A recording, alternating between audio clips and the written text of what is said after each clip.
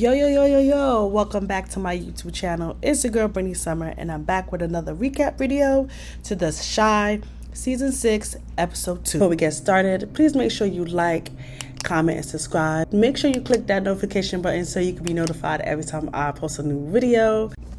To all my subscribers, thank you so much. To our new visitors, please subscribe. I really appreciate it. I love you guys. And yeah, let's get into the episode of The Shy. It's lit. Let's go. Yeah, so let's get into it. So the episode starts off with Luke James, who is Trig.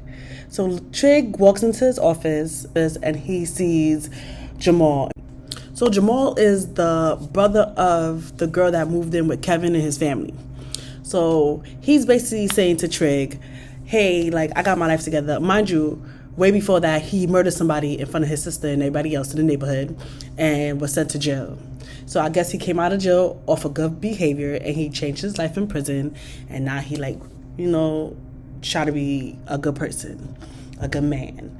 And he goes to Trig, is asking for, a help. He's asking for help, see if he could get him in the right direction, if he could work with him or work for him or whatever. And Luke James is basically like, you know what? Let me think about it because I don't want to help you and you stab me in the back, and I'm not trying to be with that. I just got this job. I'm trying to make it work. Me personally feel like, okay, give him the shot. Everybody deserves a second chance, and it's clear that he had a hard life, and all he needs is somebody to help him out right quick. So I'm hoping that he gives him a second chance. I'm hoping it works because he did give him a second chance. He did end up helping him. But hopefully he stays on the right path and get his life together because I'm pretty sure his sister would love to continue their relationship together, and a brother and sister relationship. I want to see how that goes.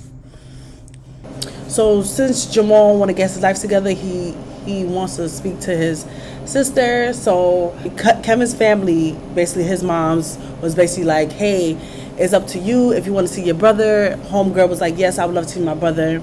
They meet up and having a nice conversation about what's going on, how he changed his life, where she's at, who her boyfriend is. And he basically told his sister, Jamal told his sister, hey, I know you with this dude and he's basically running in the streets. Be careful because we are known to hurt the people we love. And Shorty was like, tell me about it. Facts. But yeah, so hopefully their relationship grows because I would love to see them growing as a family and brother and sister vibes. I want to see that, some good brother and sister vibes. So then it goes to Emmett and Keisha. They're at home. You can tell Keisha is still pissed that Emmett left in the middle of the night and didn't come back in 3 hours later. Who would be pissed? I would be dumb upset. So she's giving him the cold shoulder, and Keisha's don't ever do that shit to me again, because if you do, it's a wrap. And that's on God. Emma's saying he's sorry and he didn't mean to hurt her and stuff like that.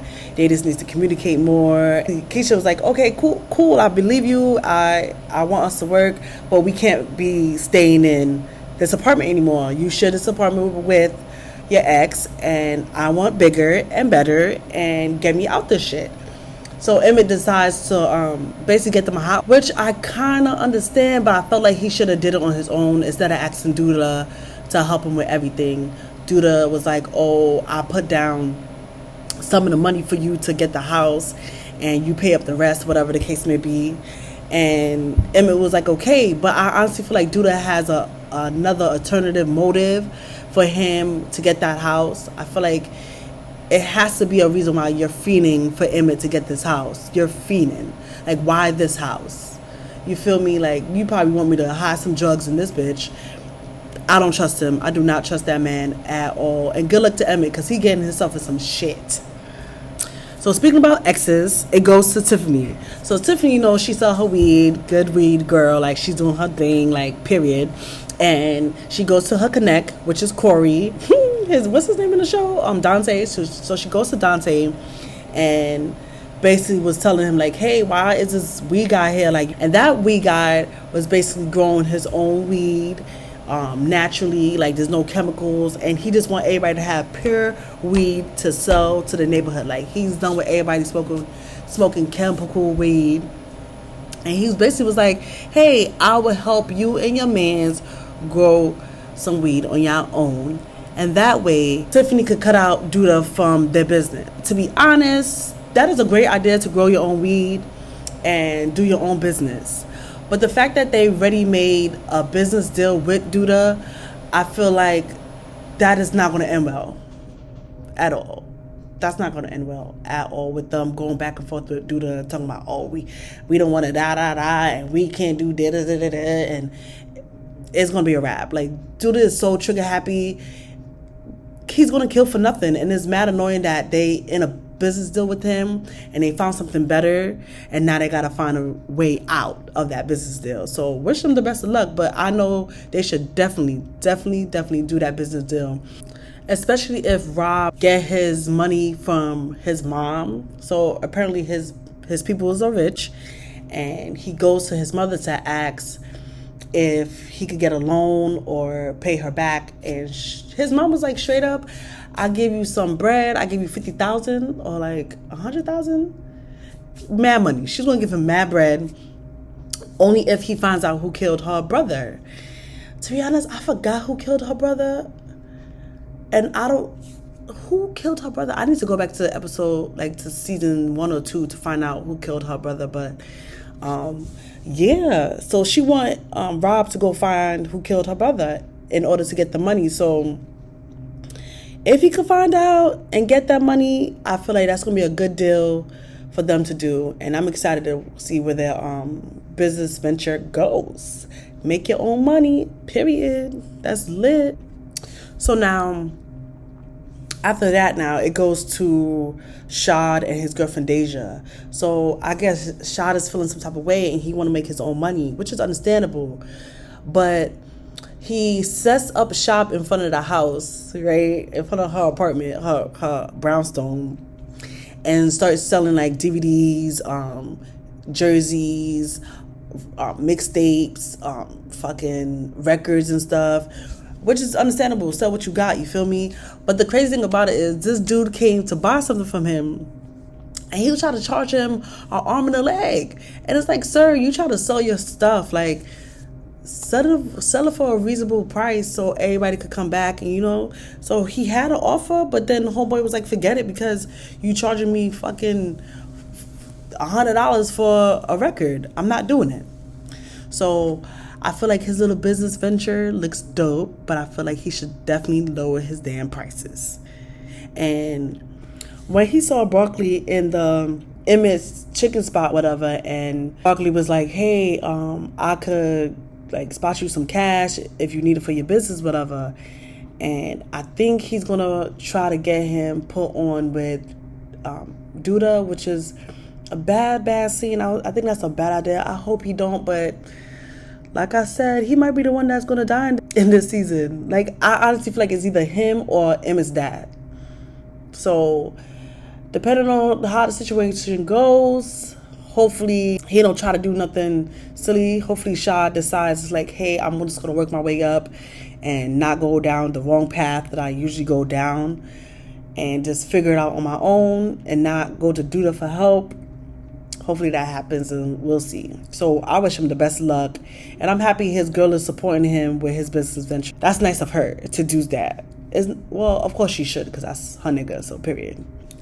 So, but of course, it goes to Gemma.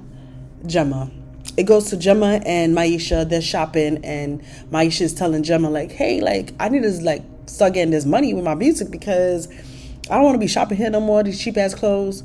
And Gemma was like, well, if you make more music, then I could get you into events and shows, and that's where you get some money.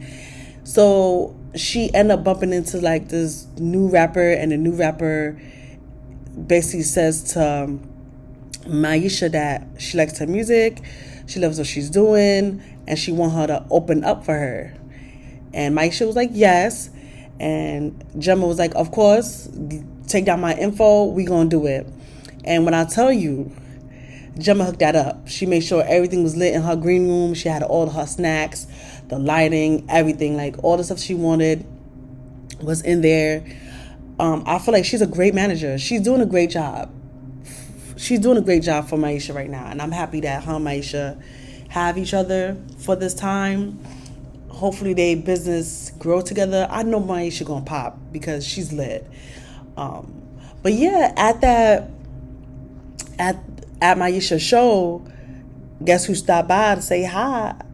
Of course it was Kevin. And her and Kevin had like this little moment or whatever. And he was like, he really missed her. And I guess she was like, okay, so I guess whatever this is, we're going to keep it on the low until they find out if they want to move their relationship to the next level.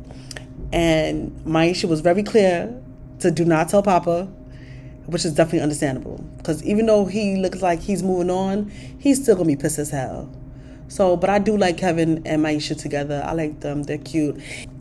And also, I did peep that Gemma, when Kevin walked out, Gemma looked mad, like, curious, like, what you was talking about? Like, y'all got mad fidgety when I walked in the room, like, what's really going on? And she looked at them like, So hopefully that look is not like, I would be mad if something's going on. Like, I really hope it's not that. Because, girl, she should be the last to talk about anybody hooking up. Seriously.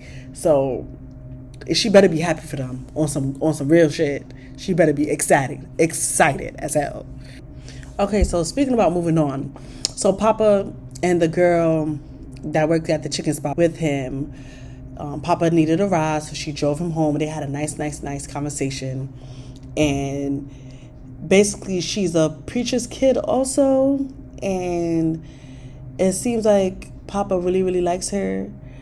And I think she really likes him too. But it was like this look she made when he left the car. When she dropped him off and he left and started walking to his door, she looked at him like with a smile. But then the smile turned into like some type of grin, evil ass look, like you try to play him. I don't know what it is, but I guess as the episodes go on, we will find out. And I hope she's not trying to play him. But right now, it does seems like they fucking with each other. And as soon as Papa hit the age of 18, she is going to be on it. This is another suspect that I feel like might die in this season. Papa's father. Well, so Duda and his crew decided to come pay Papa's father, which is Pastor Stanley Jackson, a visit. And he wanted to give him money for a bribe or whatever the case may be. And the pastor was like, nah, I don't want your money. Like, I learned my lesson. I'm good off your money. I figured out my own. You can leave my church. And Duda was like, all right, if you really feel that way, like, that's how it's going to be? And the pastor was like, yes, like, I'm good. Like, leave me alone. Don't ever come back here again. So it seemed like, Duda got in his face and, like, was like, all right, cool. But it wasn't like a cool, like, okay, we cool. It was like, all right, cool. Y'all feel me? So, Duda's already trigger happy. The pastor's not taking his bribe. Hey, maybe he gonna kill the pastor so somebody else could take over the church and then he bribed that person. Who knows? So he's another suspect on who I feel just might die in this season. So it's either Shad, the pastor, or Emmett's father. So those are the three.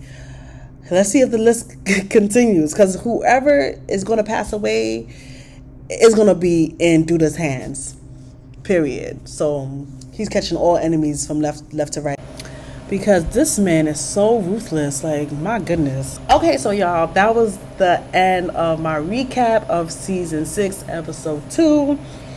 Make sure y'all like, comment, and subscribe, all that good stuff. Comment below who y'all think Duda's gonna kill, because I'm really, really trying to figure out, like, son, he's catching all these enemies and he's mad annoying at this point. Yeah, comment below, all that good stuff. And I'll see y'all on the next episode. Peace.